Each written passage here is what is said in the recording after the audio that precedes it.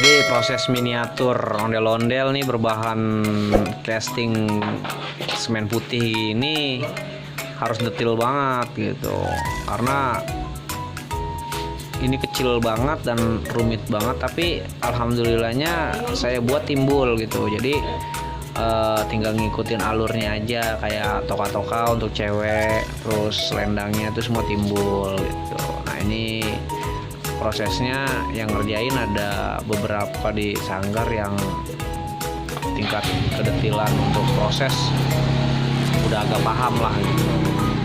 Jadi udah siap dia nih kalau udah masuk dunia kerja, dia mau buka usaha sendiri udah mudah-mudahan ya. Nah ini contohnya. Ini nih belum naik pernis nih. Ini belum naik pernis. Nah ini kayak gini nih, nanti ini kan ada kecoret nih, nanti dikontrol lagi nih